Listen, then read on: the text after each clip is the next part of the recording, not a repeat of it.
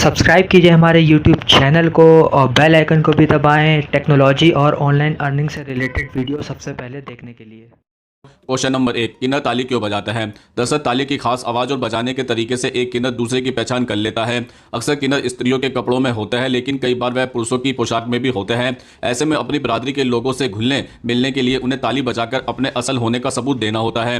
वैसे तो किन्नर शादी ब्याह या जन्मों उस पर जैसे मौके पर ही अचानक घर पहुंच जाते हैं और ताली बजाकर खुशी का इजहार करते हैं, लेकिन अपने समुदाय में वह ताली के जरिए भी भावनाएं जाहिर करते हैं। गुस्सा होने या खुशी में वह बात करते हुए ताली बजाते जाते हैं। दरअसल किन्नरों के ताली बजाने का अपना तरीका होता है। आम ताली में दोनों हाथ वर्टिकल या हॉरिजॉन्टल होते हैं और उंगलियां आपस में लगभग जुड़ी होती हैं। वहीं किन्नर जब ताली बजाता है तो एक हाथ वर्टिकल और एक हाथ हॉरिजॉन्टल तरीके से आपस में जुड़ता है और उंगलियां एकदम दूर दूर होती हैं। इस ताली से खास तरह की आवाज निकलती है जो काफी ऊंची भी होती है। क्वेश्चन नंबर 2, मुस्लिम लोग उल्टे तवे पर रोटी क्यों बनाते हैं।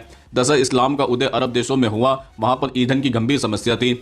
सूखी लकड़ियां मिल पाना बहुत ही कठिन था, इसलिए रोटियों को पकाने के लिए जिस तवे का इस्तेमाल किया जाता था उसे उल्टा रखा गया, क्योंकि अग्नि की लपटें जब तवे के नीचे वाले भाग में लगती है तो उसकी लपट पूरे तवे में फैल जाती है, जबकि यदि पृष्ठ पर लगती है तो अग्नि की लपट सीधे निकल जाती है।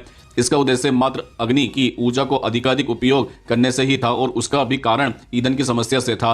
जो भी ईंधन उपलब्ध था उसका सर्वाधिक उपयोग से था, इसलिए यदि आप उल्टा तवा रखते हैं तो देखेंगे कि अग्नि की लपटें पूरे तवे में नीचे फैल जाती है और तवा सर्वाधिक गर्म हो जाता है। क्वेश्चन नंबर 3, हिंदू धर्म में मृत्यु से 13 दिनों तक भगवान की पूजा क्यों नहीं करते हैं। दरअसल ऐसा माना जाता है कि दाह संस्कार करने से 13वीं तक जीव के शरीर का आकार कम हो जाता है, या यूं कहे कि जीव की आत्मा उसी जगह निवास करती है अथवा भटकती है और वह स्वजनों के संपर्क में आने का प्रयास करती है। मुक्ति के लिए जो पूरी प्रक्रिया में 13 दिन लगते हैं, 13वें दिन हवन के पश्चात शुद्धि होती है, तब आपका पुरोहित आपको गंगाजल का छींटा लगाकर शुद्ध करता है। अगर आप मंदिर में जाता है तो आपके स्वजन की आत्मा आपके पीछे पीछे भी मंदिर आ सकती है, वहां उसको भयंकर कष्ट और पीड़ा सहनी पड़ेगी, क्योंकि 13वें दिन तक हर जीव नकारात्मक ऊर्जा से घिरा रहता है। 13वीं तक उसको पिंड के रूप में भोजन देने पर वह बलिष्ठ होकर मुक्ति यात्रा पर निकल जाती है।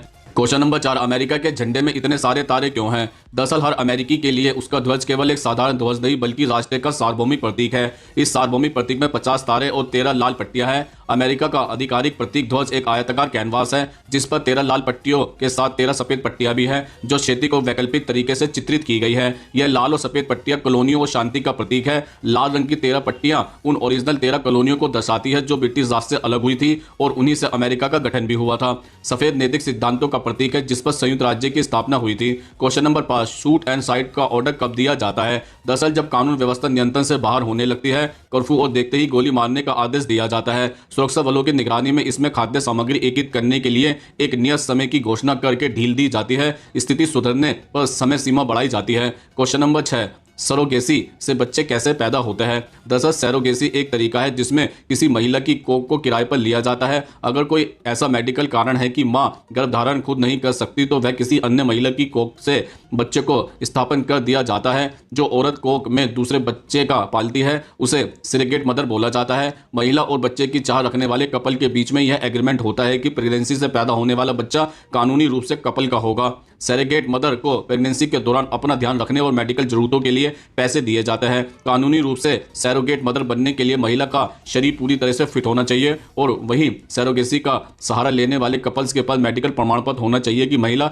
सरल तरीके से मां नहीं बन सकती है। क्वेश्चन नंबर 7, मुस्लिम औरतों को मस्जिद में जाना मना क्यों होता है। दरअसल मुस्लिम औरतों को ही नहीं, किसी भी औरतों को मस्जिद में जाने की मनाही नहीं है। मस्जिद के दरवाजे सबके लिए खुले हैं। इस्लाम धर्म का सबसे पवित्र स्थान मक्का में औरत मर्द सब एक साथ ईश्वर की उपासना करते हैं। भारत में भी कई मस्जिदों में औरतें नमाज पढ़ने जाती है, लेकिन उन पर घरेलू जिम्मेदारी होने से नमाज में जाकर नमाज अदा करना अनिवार्य नहीं होता है। क्वेश्चन नंबर 8, स्मोक टावर क्या होता है। दरअसल स्मोक टावर एक बहुत बड़ा एयर प्योरीफाई होता है। यह स्मोक टावर अपने आसपास की हवा की गंदगी को अंदर खींचता है और हवा में से गंदगी सोख लेता है और शुद्ध हवा को बाहर फेंकता है। अगर आसान शब्दों में कहे तो यह एक बहुत बड़ी हवा साफ करने वाली मशीन है। यह स्मोक टावर प्रति घंटे कई करोड़ घन मीटर हवा साफ कर सकता है। स्मोक टावर PM 2.5 और PM 10 जैसे हानिकारक कणों को लगभग 75% तक साफ करके हवा को शुद्ध करने का काम भी करता है।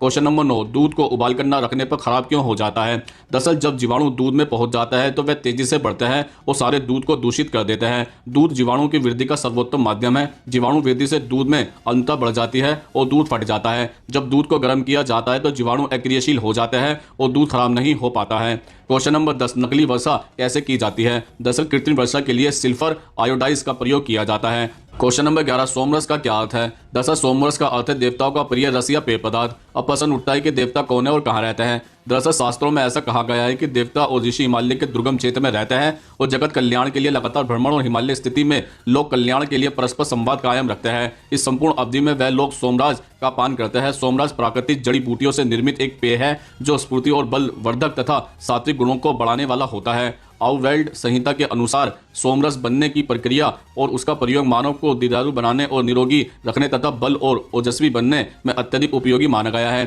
ताकि मानव अधिक समय तक जीवित रहे और निरोगी रहते हुए परमात्मा की इस सुंदर दृष्टि को और भी अधिक सकारात्मक बना सके।